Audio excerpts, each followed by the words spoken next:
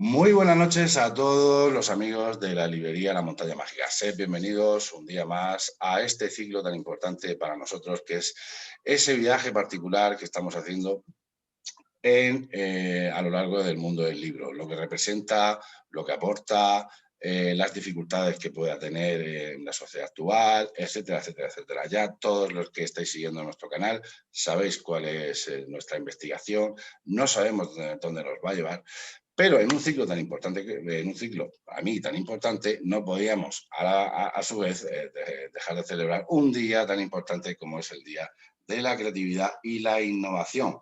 Día 21 de abril, que coincide, para todos aquellos que no lo sepan, con el nacimiento de Leonardo da Vinci, el magnífico renacentista italiano. Para ello tenemos a Lola López Mondéjar, psicoanalista, ha estado en numerosas universidades, Murcia, Sevilla, Madrid, París, Milán, ensayista, que es básicamente por lo que está aquí, porque queremos hablar un poco sobre su investigación de la relación que hay entre la creatividad y el bienestar en la sociedad. Ya eso iremos desgranándolo un poquito. Y también narradora, por supuesto. Lola López Mondéjar tiene publicado 2 novelas, bueno, tiene publicado bastante, bueno, corrígeme, tienes publicado 5 libros, ¿verdad? Por lo menos 5 o 6 novelas, ¿no? ¿Cuántas? 15. 15 libros, pero de narrativa 15. Sí, 12. 12. Pues entonces estoy desfasado, Lola. Cuélgame de la farola más cercana que tengas, cuélgame. Vamos a destacar sus 2 últimas novelas, cada noche, publicado por Siruela, y Qué mundo tan maravilloso, de Páginas de espuma, un libro de relatos estupendo que tuvimos la oportunidad de presentarlo en la librería La Montaña Mágica hace ya unos 2 años y medio, si no me falla la memoria. Lola, en un día tan importante como hoy, que es el Día de la Creatividad, y evidentemente el acto literario en sí es un acto de creatividad, o debiera serlo. ¿En qué punto crees que se encuentra el panorama nacional? ¿Cómo actúan las instituciones al respecto de fomentar la creatividad a través de la lectura y la escritura? ¿En qué punto estamos ahora mismo? Bueno, yo no soy especialista para hablar ni soy gestora cultural, pero en mi opinión cabría distinguir entre dos aspectos. Por una parte, la población, es decir, me parece que estamos en un momento de una recuperación muy importante del amor por la lectura. Durante la pandemia sabemos que se ha incrementado, ¿no? La lectura, me parece que entre un 4 y un 7%. Y la gente escribe, hay un amor por la literatura, hay un deseo enorme de escribir y de publicar, es decir, hay una efervescencia por el lado de la población, pero por otra parte me parece que las instituciones siguen, como es algo endémico en nuestro país, descuidando mucho, mucho la cultura. Creo que a veces se hacen intentos pero siempre son deficitarios bajo mi punto de vista, porque se dejan llevar más por una cultura espectáculo, ¿no? Un gran acontecimiento cultural o literario, ¿no? Que recoge pues, aquellos autores más destacados o más famosos o conocidos, pero que no repercute o rara vez repercute en lo que es construir un tejido cultural denso, sólido, que vaya de abajo arriba, que realmente introduzca el amor por la cultura, el amor por la lectura y por el arte en general entre la población, que sea un recurso competitivo respecto a otras, a las redes sociales, por ejemplo, que tanta atención nos quitan, ¿no? Yo creo que no hay una política sólida y diríamos que versátil y adecuada a lo que el tema requiere, Vicente. Creo que no la hay.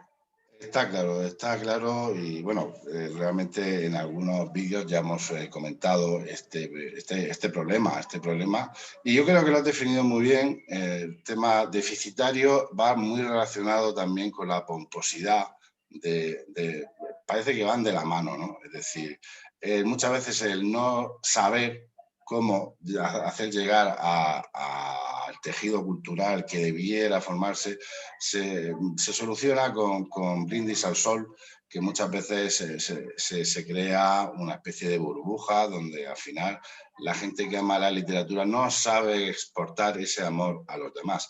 Entonces, claro, esa pomposidad muchas veces es un globo que explota y desaparece y la gente pues sigue sin tener como un hábito el tema de la lectura, como si fuera un uso normal, como se tiene en otros países, que Lola, tú lo sabes muy bien, que viajas mucho, que yo lo sé, y puedes hacer comparaciones, que ya sabemos que las comparaciones son odiosas, pero bueno, en este estado estamos aquí en este país y tampoco queremos profundizar tampoco más en ello porque es patente que en este país tenemos un problema cronificado generacional respecto al mundo de la cultura, ya no tampoco solo con el libro, sino con la cultura en general, vamos a decirlo claramente a pecho descubierto.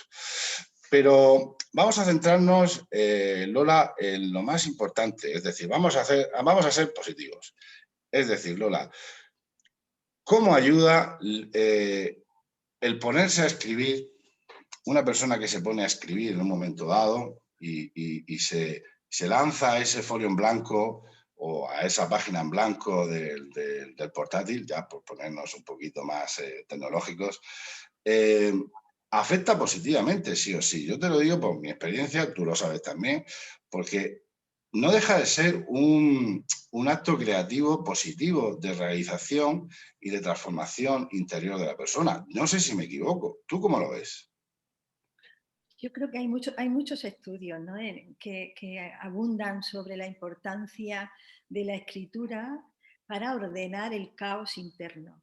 Interesante. Nosotros no somos personas monolíticas. En general, el ser humano, a poco que escarbemos un poquito, nos damos cuenta que estamos constituidos con fragmentos. Somos muy fragmentarios. No tenemos una identidad única, monolítica, homogénea, sino que estamos formados por distintas identificaciones y algunas de ellas muy contradictorias, que son las que nos producen a menudo a lo mejor ciertos niveles de angustia.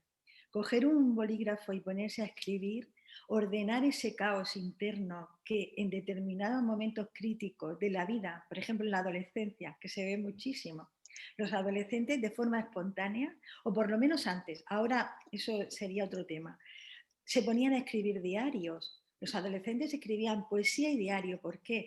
Porque en un momento de absoluta incertidumbre, de absoluta desconcierto sobre quiénes son, ya no son los niños que eran, tampoco son los adultos que van a ser. En ese momento crítico, coger un lápiz y escribir o un ordenador les ordena la mente, les da una consistencia, les da lo que yo digo que es como una cierta unidad, como una piel de palabras. Lo que Ricoeur decía, una identidad textual, una identidad narrativa. Yo no sé quién soy, nunca sabremos quiénes somos. Somos seres en proceso y la identidad, cuanto más fija, más patológica es. Esto es una paradoja también en el mundo actual. Pero sí que puedo dar cuenta de algunos aspectos de mí misma escribiendo, poniéndole palabras a emociones, a esbozos de pensamientos. Eso me va a calmar, me va a dar una cierta identidad. Y al lector lo mismo. El lector que coge el libro que ha escrito un escritor en ese estado de gracia, de querer simbolizar sus emociones, va a encontrar en palabras aquello que él mismo a lo mejor no ha podido poner en palabras. Y va a tener unos efectos maravillosos la lectura. La lectura, Martha Nussbaum habla de que es un componente esencial en el aprendizaje moral. Piensa que nuestra vida es reducida por más que queramos ampliarla, pero que la lectura lo que hace es que multiplica la vida. La lectura nos hace ver, mediante las neuronas espejo, identificarnos con otros que pueden estar a años de distancia, a kilómetros y kilómetros de distancia y a culturas distintas a la mía. Y en ese encontrarme con otro distinto, pero identificado con él mediante la lectura, puedo hacerme más tolerante, nos dice Martha Nussbaum. Es muy, muy interesante todas las connotaciones y las derivaciones que tiene la lectura y la escritura para el sujeto. Me encanta sobre todo que haya sacado lo de las neuronas espejo, que es un tema más bien científico, pero que se aplica y se aplica hace mucho tiempo. Es muy desconocido, pero claro, tú evidentemente por eso estás aquí, por eso te he llamado, para que saques este tipo de conceptos y la gente sea consciente. Si quieres, después podemos profundizar un poquito más lo que significa una neurona espejo, vamos, si quieres. Pero es verdad que en una de tus publicaciones de 2009 la titulaste El factor Munchausen. Munchausen es un personaje, el barón de Munchausen, que es un personaje creado por Raspe, muy conocido entre los aficionados a la literatura. Y me gustaría realmente que cuéntanos, realmente, porque la historia es muy bonita y realmente refleja exactamente el fondo y la premisa de este vídeo. Cuéntanos. Mira, cuando yo empecé a preocuparme por la creatividad, tuvo que ver mucho con cómo le llamaban los antiguos, los hijos de Saturno, decía, ¿no? Decía, Aristóteles decía que todos los hombres creativos estaban locos, había una relación entre la locura y la creatividad muy intensa, desde la época clásica hasta nuestros días prácticamente. ¿Por qué? Porque la observación común de las personas que criaban era que se trataba de sujetos raros, muy contradictorios, que tenían cualidades opuestas. Por ejemplo, a Dostoyevsky se le calificaba de hielo y fuego. Fíjate, casi Sí. son contrarios, ¿no? Entonces yo decía, bueno, ¿por qué es así? ¿Por qué las personas creativas pueden pasar temporadas de reposo que parecen marmotas y luego una hiperactividad extrema o son muy impulsivos y luego también son tímidos? Todo este tipo de contrarios que se aunan dentro de ese sujeto creativo. Y entonces empecé a pensar y a crear una teoría de la creatividad desde el psicoanálisis, apoyándome en otros psicoanalistas, ¿no? que son André Green, bueno, una serie que no viene al caso citar, y derivé finalmente en un concepto que es el factor Munchausen. Entonces, ¿qué es el factor Munchausen? Es una incógnita, porque realmente yo me aproximo al concepto, pero sigo 20 años después dándole vueltas a qué pasa con los procesos creativos. Es una X que nos daría como un dispositivo interno que nos haría, a partir de un trauma que desde mi punto de vista estaría siempre en el origen de las personas creativas no por imitación, que eso podemos hablar después, sino creativas realmente creativas, es decir, por necesidad. Esas personas que, como Emily Dickinson, escriben porque no pueden evitarlo. Un dispositivo que haría que en lugar de lanzarlas después del trauma hacia lo sintomático, es decir, hacia la esquizofrenia, la psicosis, el trastorno bipolar, que era justamente el más frecuente en los creadores, las lanzaba hacia la salida creativa, que llamaba yo. Y a esa X le llamé factor Munchausen. ¿Por qué? Porque el varón de Munchausen, como dices, de Raspe, y luego lo llevó al cine Terry Gilliam, en una película fabulosa, era un personaje lleno de omnipotencia, es decir, podía con todo. Y tiene que ver con un personaje real que contaba aventuras como las del varón de Munchausen, del libro. Y este hombre, en la representación más conocida de él, es un episodio donde los turcos, en una batalla con los turcos, lo tiran al agua, me parece que es ahí, y va con su caballo y se va a ahogar en una ciénaga. Y cuando está ya en la burbuja saliendo porque se está ahogando, se agarra de la coleta y tira para arriba de la coleta. Es decir, se salva a sí mismo. Hace un ejercicio de autorreparación. Y a mí me pareció que esa imagen muy pregnante, muy elocuente para contar qué sucede con la creación, qué hace el creador. Y es que se autorrepara a partir de crear, a partir de interesarse en sus propias fantasías, de interesarse en sus propias producciones psíquicas, repara un mundo interno que está herido. Que está herido, si quieres entramos por qué está herido, Sí. Bueno, pues está herido hipotéticamente en esta especie de especulación fabulosa que es el psicoanálisis, pero que tanto tiene que ver también con las neurociencias, porque luego las neurociencias vienen y nos dan la razón en casi todo, en estas intuiciones de los poetas y de los psicoanalistas.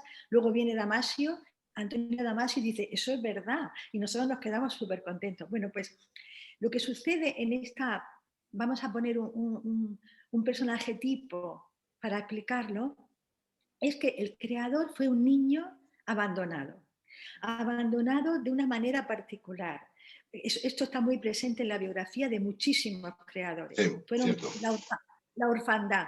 Y si no la orfandad real, como tal, la pérdida de los padres, sí una orfandad en el sentido que voy a decir yo ahora, en el sentido de que en un momento muy precoz de su vida hubo un abandono psíquico de los padres sobre ese niño.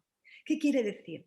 Que hubo un primer tiempo en el que la madre cogió al niño, lo amó, lo acunó, le puso todo su amor, lo narcisizó, lo hizo narcisista, grandemente narcisista. Esto es muy importante. Pero hubo otro, en un momento posterior, por una circunstancia que no podemos determinar y que no tiene que ver con la muerte de la madre, lo abandonó. ¿Por qué? Porque nació un hermano chiquito que estaba enfermo, por ejemplo, y requirió su atención, porque se divorciaron los padres, porque murió el propio padre de la madre, porque se puso enferma la madre de la madre y tuvo que irse al hospital con ella. Estoy dando casos reales Sí, sí, sí, sí, sí, sí, sí. Te sigo perfectamente, ¿eh? Genial. Y el niño que estaba reconocido por esa madre, de repente se encuentra en un mundo donde ha perdido reconocimiento, la mirada de la madre se ha alejado de él, pierde reconocimiento y pierde sentido. ¿Y qué hace el niño para sobrevivir a ese trauma psíquico? El trauma, casi todos los traumas, sobrevivimos a ellos con un mecanismo de defensa prioritario, que es la disociación, la escisión. El niño se divide en dos. Y el niño omnipotente de los primeros momentos donde la madre lo amaba, que es fuerte y poderoso, se va a ocupar del niño herido de dentro, de ese Sí, sí, mismo sí. niño. ¿Cómo? Y para prevenir que no les vuelva a pasar esto, que no vuelvan a ser abandonados, van a retirar del mundo externo interés y lo van a centrar en su fantasía. Y ahí tenemos los escritores. Ahí tenemos los artistas. Sí, lo hemos estado viendo, Ahí la verdad tenemos que... el varón de Munchausen. Sí, sí, Ellos sí. solos, ellos solos se van a reparar. Y entonces van a producir una... ¿Y qué sucede con eso que van a producir? Que van a recuperar sentido, el sentido perdido se recupera a partir de la palabra, a partir de un uso prioritario del orden simbólico, del lenguaje o de la plástica o de cualquier soporte artístico. Van a recuperar sentido y van a recuperar reconocimiento, porque con sus pequeñas dibujitos, sus pequeños poemitas, sus pequeños cuentecitos, van a ir, mira papá, mira maestro, mira lo que hago, y van a recuperar la mirada perdida de esa madre que nosotros llamamos la madre muerta, que fue muerta para el interior del niño, aunque siga viva en Sí, la sí, vida sí, sí, real. sí, sí, sí. Correctísimo. La verdad es que esto es algo muy importante. Ahora, pues todo esto que es evidente, pues, bueno, es una cosa que yo creo que todos deberíamos tener en cuenta en el aspecto de la creatividad. ¿Hay algo más, es decir, respecto, es decir, estos hombres creativos, personas creativas, mujeres creativas, digamos que son forjados de una manera natural e involuntaria también, tal cual, exactamente? ¿Qué aportan realmente a la sociedad? ¿La sociedad realmente los entiende, los acepta, los ha aceptado? Porque tenemos varios casos, por ejemplo, podríamos irnos a uno muy famoso, Dalí. Yo creo que estás de acuerdo que Dalí sería bueno, un caso bastante claro bueno, de una madre, bueno, sabes tú que pintó un cuadro, el cuadro famoso de Yo me meo en los ojos de mi madre, que no sé sí, sí, sí, él hizo un cuadro cuando era muy surrealista en los años, y escribió Yo me meo en los ojos de mi madre, ¿no? Una especie En vez de matar al padre, mató a la madre, ¿no? Bueno, yo en esto ya no me quiero meter, que no soy psicólogo, ¿eh? Yo no tengo ni idea. No me voy a poner en tu lugar, por favor, perdóname. Pero bueno, pero sí que es verdad que Dalí sufrió ese adorno, ¿no? que esa sobreprotección, y después la madre como que lo dejó un poco abandonado. Es un caso total, lo has descrito completamente, y a otros también. Pero, vamos, yo tengo en la memoria ahora mismo un montón de autores vivos y muertos, ¿eh? Virginia Woolf, Balzac, bueno, es que hay cientos. Claro. Las hermanas Bronte.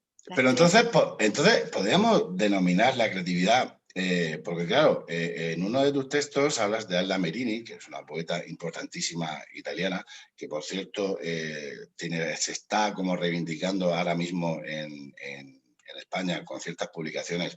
Hace un par de años salió sus diarios, unos diarios que ella hizo que son bellísimos, porque Alda Merini escribe como las rosas de su etapa en los manicomios, vamos a decirlo así, porque eran manicomios, que es una cosa tremenda. Y Alda Merini era una persona bueno, vamos, con una escritura bellísima. Virginia Woolf acaba suicidándose.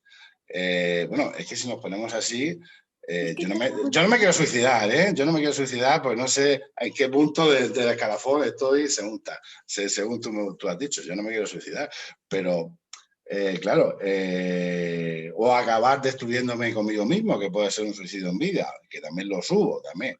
No hace falta pegarse un tiro como Ernest Hemingway para desprenderse de la vida, ¿no?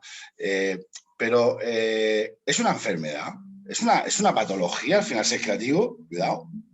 No, a ver, es muy interesante. Bueno, claro, es que el tema es tan amplio. Mira, es que la salida creativa no evita los síntomas. Es decir, vamos a imaginar que dentro del creador hay un volcán en erupción. Un volcán que es materia de lo traumático, materia viva, que se reedita, porque el trauma, la memoria traumática, que se llama así, no desaparece. En tanto que las memorias, otras memorias, que tenemos muchas, ahora se citan muchas memorias, desaparecen, se olvidan, la memoria remota, la memoria cercana, la memoria procedimental, muchas se olvidan, la memoria traumática no se olvida, está siempre viva.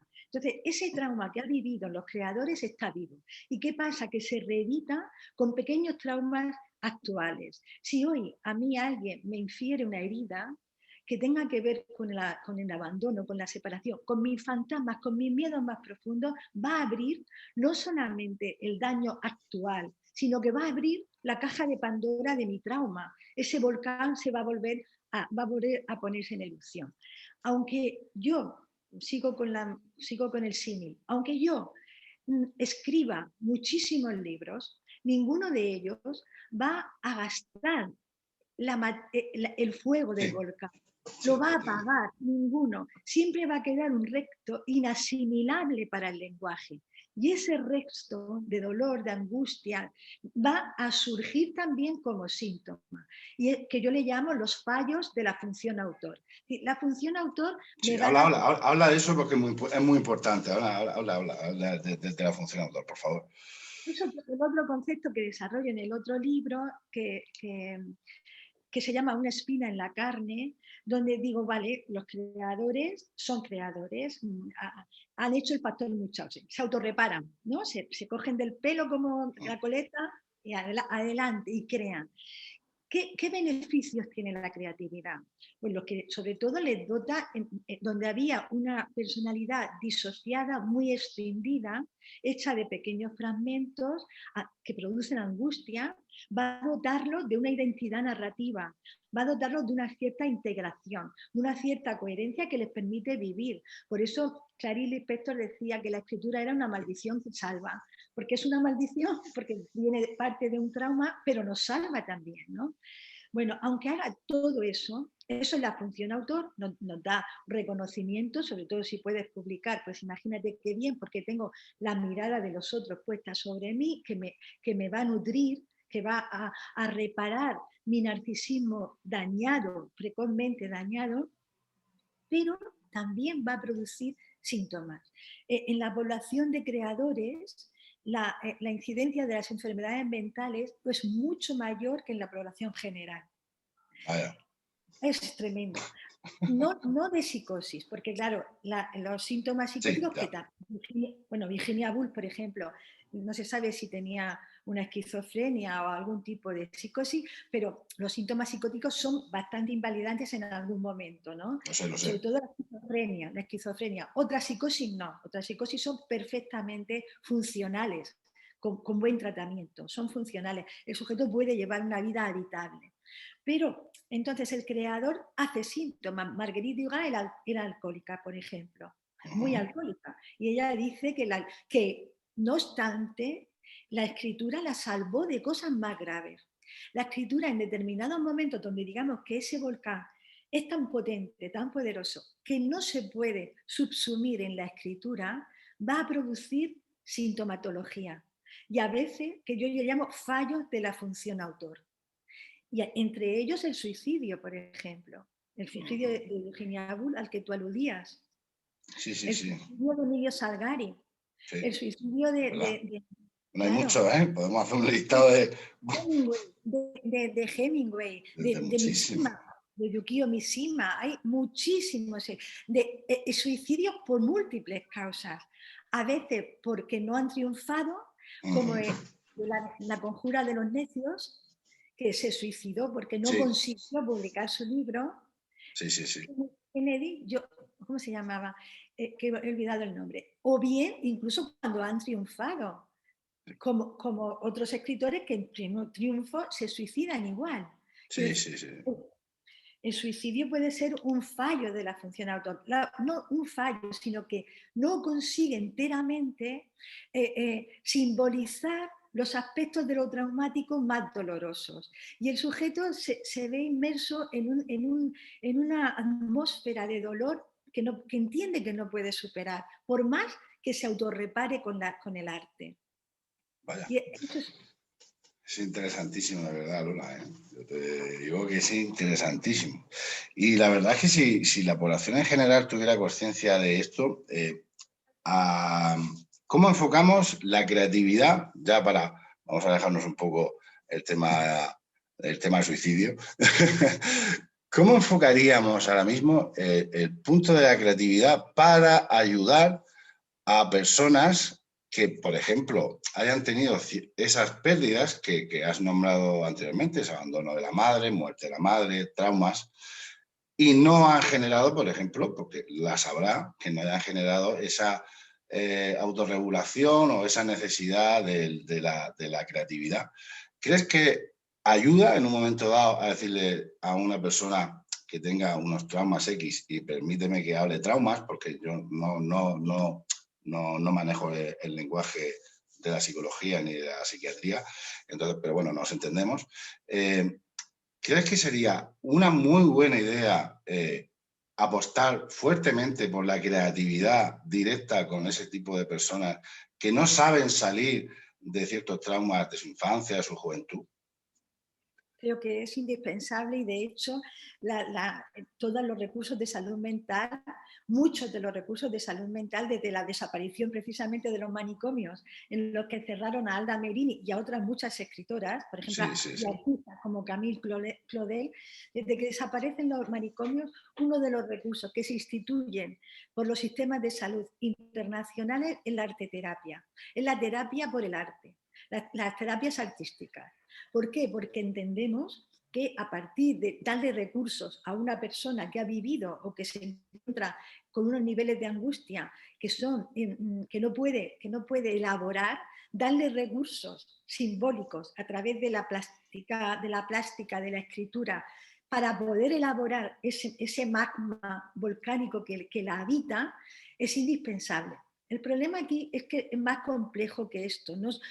Porque muchas veces depende del daño que tengan estas personas, muchas veces la adquisición de las terapias, la arteterapia o la terapia ocupacional, no es lo mismo que una terapia artística. La terapia ocupacional, poner a trabajar, digamos, a personas dañadas que hagan cestas o que pinten acuarelas, A veces no tiene ningún efecto porque es solamente un ejercicio mimético, de imitación, y no tiene una elaboración interior. Pero si acompañas ese recurso con un trabajo psicoterapéutico que lleve a la persona a aprender a comunicar su mundo interior a través de ese sostén artístico, de la pintura, la escritura, la modelación, la escultura, lo que es la música, ¿por qué no? La danza, Sí, sí, sí.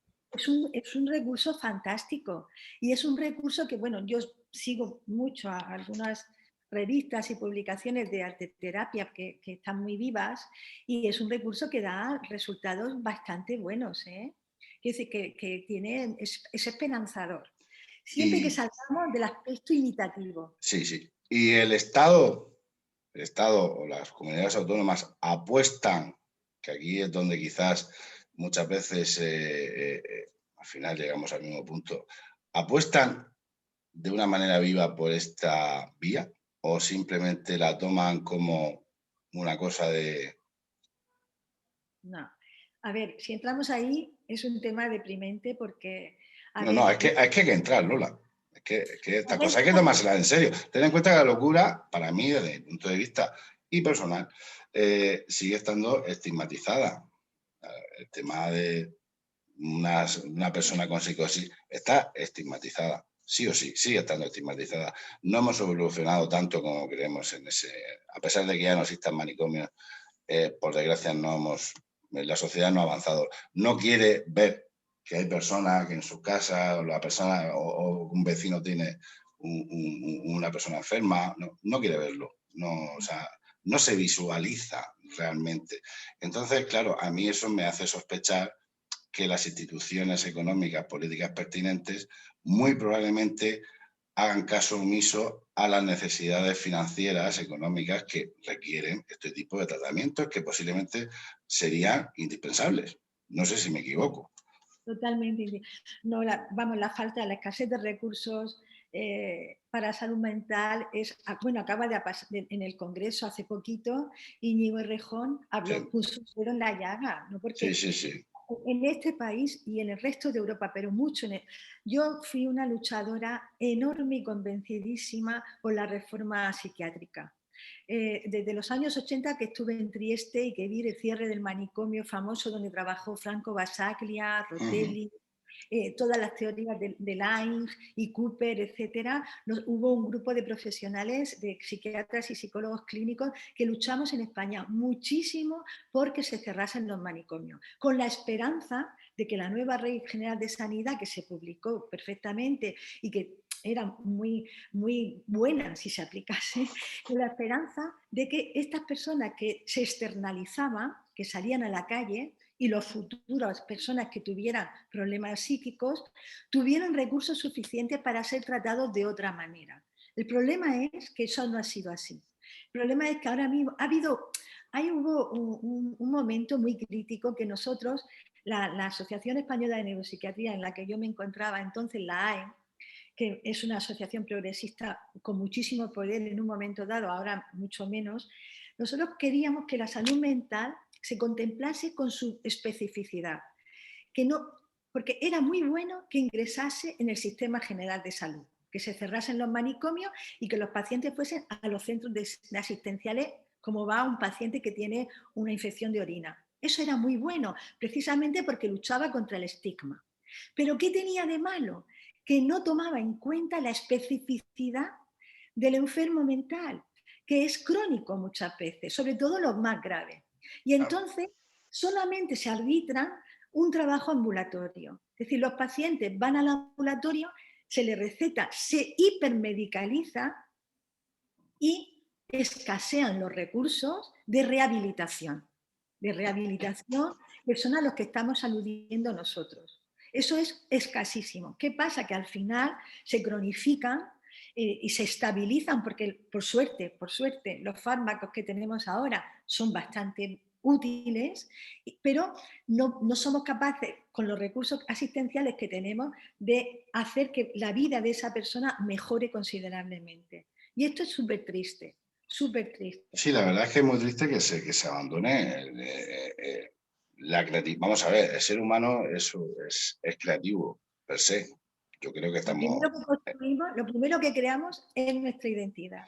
Exactamente, empezando desde ahí hasta nuestro mundo externo para habituar, o sea, hacerlo habitable. Bueno, es una cosa que podríamos entrar en teoría tanto antropológica, psicológica, es decir, el hombre hace, el hombre nace para hacer, es una cosa inevitable. Hay que enseñarlo, el que esté una persona con unas dificultades y tenga una enfermedad, sea cual fuere, y negarle simplemente por ciertos estigmas, negarle la capacidad a crear, porque el hecho mismo de crear yo creo que ya es un acto de salvación, casi, o de reafirmación, que podría hablarse de la misma manera. Yo creo que es algo cruel, es algo cruel, que podríamos extenderlo también a la sociedad de hoy en día, pero no nos vamos a meter en ese charco porque eso ya es un océano. Pero ya tratando a personas con dificultades, en un día como hoy, que es el Día de la Creatividad e Innovación, yo creo que es casi obligatorio reivindicar una reforma o una puesta a punto seria, profunda, razonada de qué estamos haciendo con esas personas que son ciudadanos, como nosotros, que son nuestros hermanos, y que los estamos dejando abandonados realmente. Son ciudadanos de segunda clase, no nos engañemos, porque no les estamos prestando la atención necesaria. Sí, al no contemplar la inserción de los recursos de salud mental en el sistema general de salud, a no contemplar perdón, sus especificidades, es decir, que requerían recursos específicos propios para estas personas, que podrían ser pues, pisos, por ejemplo, tutelados, centros de día, y la inclusión de la arteterapia y de las terapias artísticas en todos los servicios como oferta terapéutica, pero muchas más cosas que por suerte tenemos otros países que nos, por ejemplo, me parece que es en Noruega, han hecho un avance importante, han reducido considerablemente los fármacos para incrementar este tipo de terapias. Entonces, pero claro, ¿qué requiere eso? Requiere inversión, requiere que para el gobierno esto sea una prioridad, pero no es una prioridad. Eso no es una prioridad porque la prioridad en un sistema neoliberal de un capitalismo avanzado es la gente que rinde. Y resulta que las personas que sufren, que están aquejados de una patología mental, lo primero que hace es dejar de ser funcionales al sistema capitalista. Luego son desechos, como diría Bauman, son materiales de desecho. Y nadie se va a ocupar de momento de ellos. Antes que había una sociedad más, digamos, articulada, mucho más activa en las reivindicaciones, pues estábamos dando mucho la lata al Estado para que ampliase los recursos. Pero ahora que es una sociedad adormecida, que estamos muy acomodados y muy adormecidos, pues esto, bajo mi punto de vista, tienen un olvido mayor, si me apuras. Yo tengo una visión clara, es decir, estamos en una sociedad desarrollada, por lo tanto, nuestra obligación con este tipo de personas y otro tipo de personas es mayor. Cuanto más desarrollado o desarrollada sea una sociedad, más obligaciones tiene. Eso es así. No por ser más desarrollada te puedes desprender, porque entonces estamos hablando de una eugenesia oculta. Bueno, pero es que eso nos está Cuidado. pasando con otros colectivos. Sí, por supuesto. Fíjate lo que ha pasado con la vejez ahora mismo.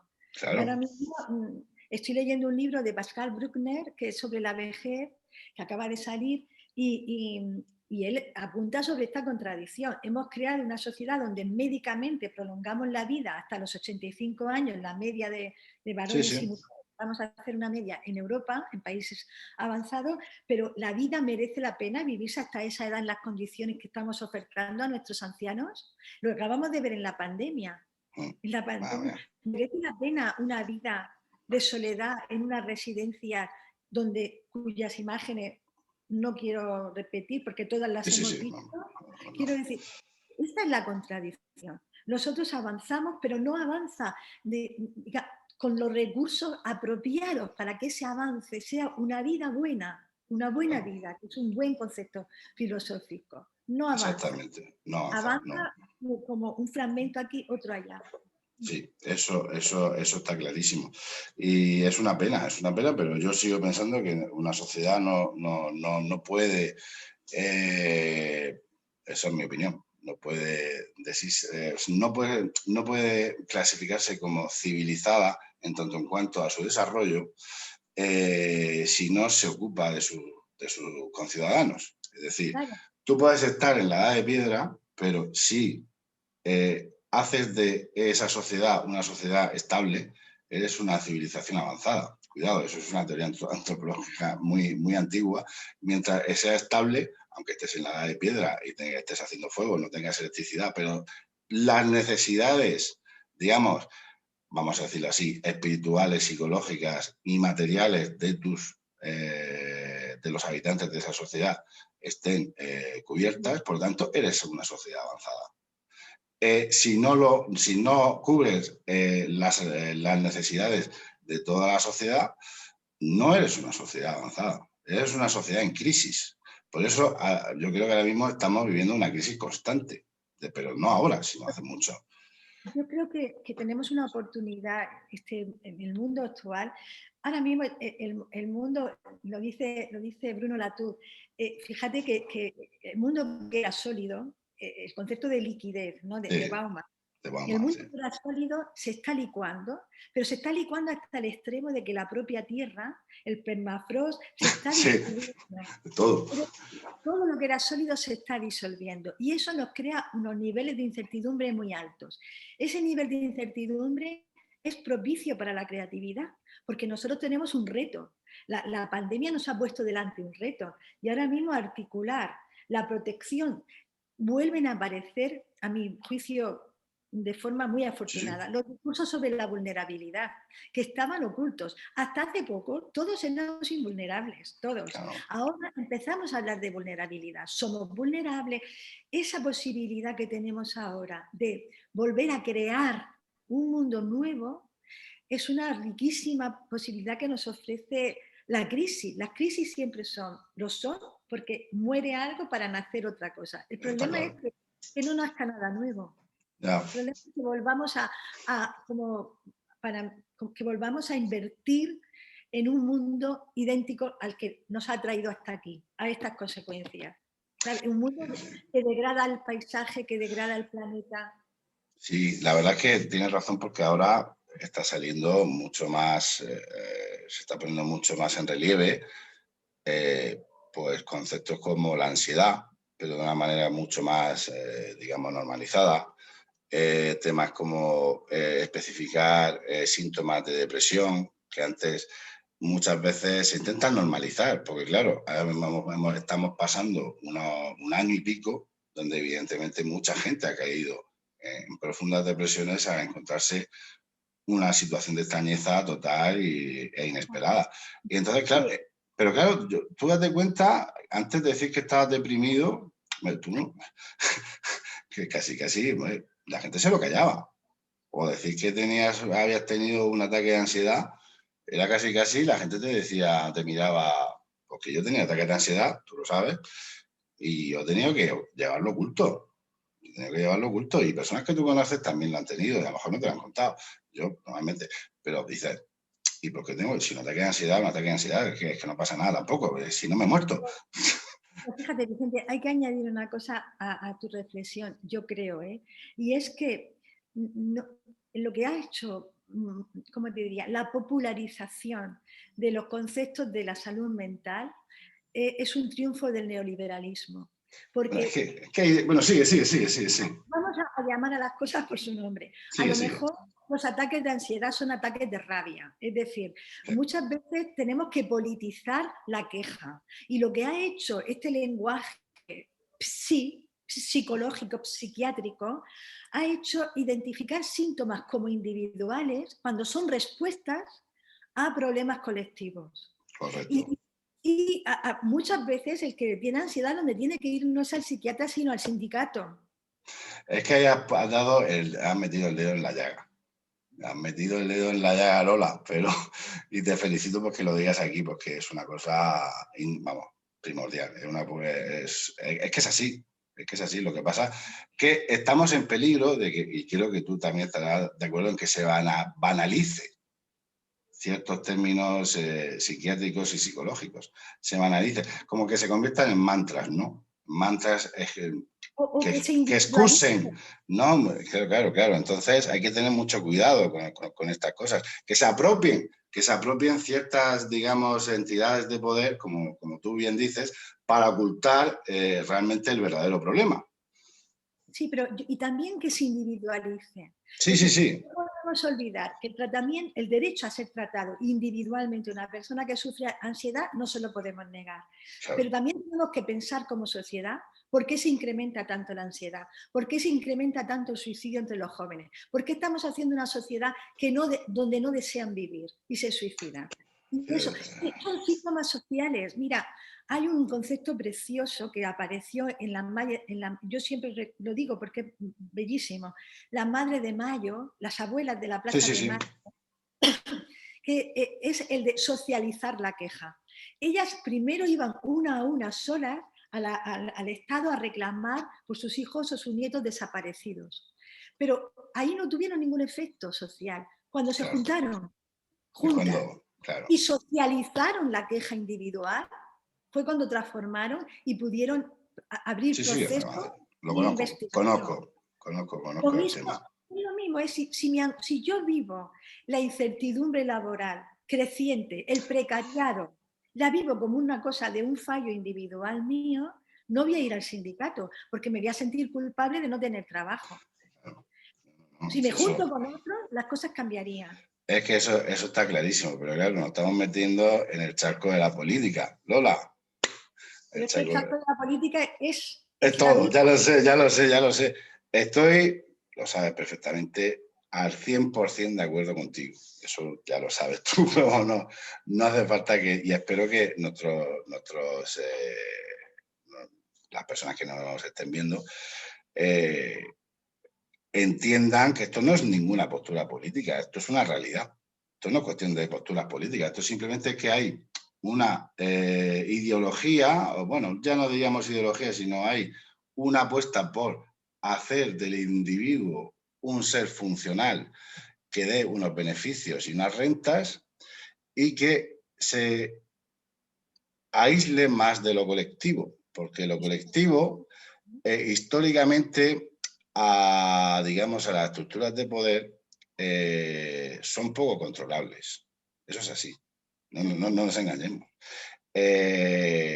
Entonces, lo que se ha apostado desde hace ya, yo diría desde los años 60, desde la época última, finales de los años 60, se ha apostado que cuando surgen los principios del llamado neoliberalismo, etcétera, se ha apostado por hacer del individuo una persona solitaria, egoísta y, evidentemente, cuando tú no rindes es porque estás enfermo, ¿no? Tú no rindes porque tienes un estrés añadido de un sistema que le está exigiendo algo inhumano. Es decir, es como si estuviéramos en una mina esclavizados y desfalleces y te tienes que sentir culpable porque estás haciendo un trabajo extenuante con una comida deficitaria y dices, no, es que yo no valgo para estar en la mina. No, hijo mío, si lo que te están es machacando. Vamos a explicarlo así, vamos. Creo que... De todas formas, volviendo a la cultura y a Sí, la... sí. No, era porque no demonicemos la palabra política, que la política viene de polis, de organizar. No. Si yo no la demonizo. No, pero fíjate que es muy bonita porque viene de organizar del gobierno de lo público, del gobierno de la ciudad. Y es necesario que nos gobernemos en nuestra vida en común, que se gobierne esa vida en común.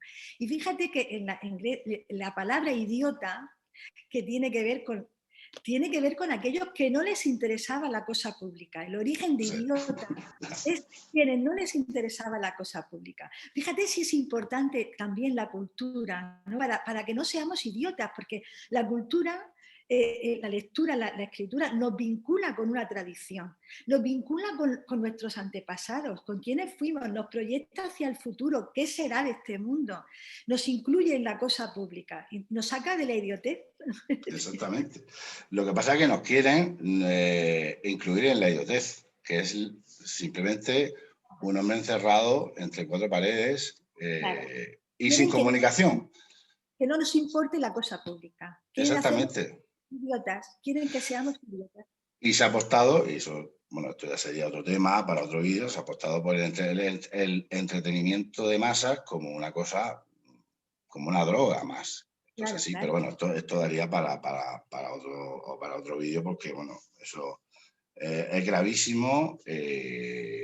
Ya no el dinero que mueve, porque posiblemente sea la industria, tanto videojuegos, series, etcétera, todo lo que reúne el movimiento de entretenimiento, es la industria que más mueve dinero por encima, y te lo digo, vamos, no te voy a enseñar aquí, no, es que porque no me voy a encontrar ahora mismo en unos artículos, mueve más dinero que la droga, que siempre se tiene, lo que más mueve dinero en el mundo es la droga. Pues no, señores, lo que más mueve dinero en el mundo es el entretenimiento, puro y duro. O sea, directamente. Y entonces, ¿por qué mueve tanto dinero?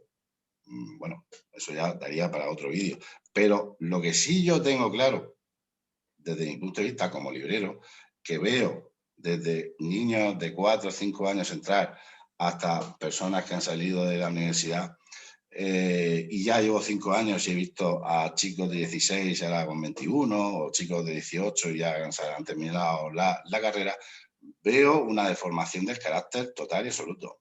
Muy, Claro. muy, muy importante, ¿eh? Muy importante, una deformación increíble. Yo estoy un poco asustado, Lola, en ese sentido. Bueno, Pero esto también es otro tema que podríamos hablar porque estoy asustado, ¿eh? además, mi próximo libro de ensayo va directamente sobre Dime, dime. esas mutaciones antropológicas del sujeto contemporáneo, esa transformación que estamos sufriendo, porque cada sociedad produce sus objetos y sus sujetos. Esta sociedad produce unos determinados individuos que son los que mejor se responden a las necesidades del sistema. ¿Cómo son esos individuos? Y a mí también me asusta, Vicente. Pero claro, Lola, estamos creando tú y yo, ¿no? La sociedad, pero bueno, pertenecemos a la sociedad y tenemos nuestra parte de responsabilidad, porque yo me hago parte de mi responsabilidad, tanto como ciudadano, como padre y también como librero, pero bueno, nos estamos haciendo cargo de que las futuras generaciones tengan ese aliciente de creatividad. ¿Se está alimentando o se está machacando? ¿Se está hundiendo? ¿Se está enterrando? No, la propuesta del individuo contemporáneo es un individuo mimético y solo tienes que ir a Instagram, a todo lo que está funcionando entre los jóvenes. Es un individuo que imita, es una propuesta más de un individuo identificado con los eslóganes de los más media que con una construcción de su propia subjetividad creativa de sí mismo, de su sí mismo. Porque tenemos que oponer, esto sería otro tema, la identidad a la subjetividad creativa. La identidad muchas veces no es creativa. Ser fan del Real Madrid, o como se dice, hincha del Real Madrid, no es creativo, es copiar el modelo de hincha del Real Madrid, comprarse. Eso lo quiere el capitalismo, porque es comprarse las camisetas del Real Madrid, las gorras del Real Madrid, ir a los partidos del Real Madrid, hacer lo que hace todo el mundo.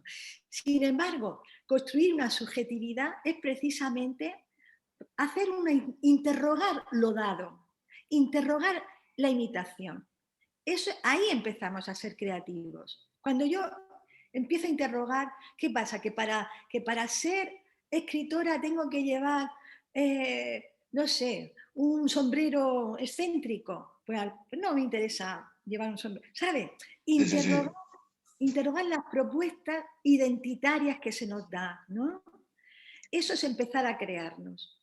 Pero esto está prohibido, porque esto sería crear sujetos que piensan, que no se asustan de la habitación de Pascal, donde Pascal decía que el mayor dolor del hombre es estar solo en una habitación. No se asustan de estar solos consigo mismos e interrogarse. Y lo otro es crear sujetos homogéneos, Exacto. crear individuos homogéneos. En esa estamos, Lola. Y en un día tan importante como hoy. Tendremos que invocar el espíritu de Leonardo, Dios mío, porque, bueno, por todas las estrellas, que baje del cielo Leonardo y nos salve, y nos salve. Lola, cariño, ha sido un placer. Yo creo que llevamos ya un buen rato. Ha sido interesantísimo. Te convoco para dentro de una semana, unos meses, para seguir hablando, y porque ha sido una charla, yo creo que muy, muy fructífera. Tenemos muchísimos temas de los que hablar. Estamos en una sociedad realmente cambiante y que tenemos que posicionarnos, eso está claro. Y yo desde mi agenda cultural lo voy a intentar, lo estoy intentando desde la librería también, lo intento todos los días, intentando dirigir a mis niños, a mis clientes infantiles, juveniles, pues que sigan un buen camino, pero a veces es complicado, ya sabes tú. Y es lo que nos toca hacer, cada uno su granito de arena, porque no somos Superman, eso está claro, y ni somos superhombres. Lola, yo de verdad de aquí, muchísimas gracias por atender mi llamada. Estoy seguro que dentro de unos meses te vamos a tener otra vez aquí. Y nada, y esperamos pronto ciertas publicaciones tuyas, y que seguro nos van a encantar leerlas. Y nada, que feliz día de la creatividad y la innovación. Feliz día a todos, a ti, Lola, y un beso gigante, de verdad. Otro para ti, muchas gracias, Ha sido un Vicente. placer. Un beso gigante. Chao, chao. Chao.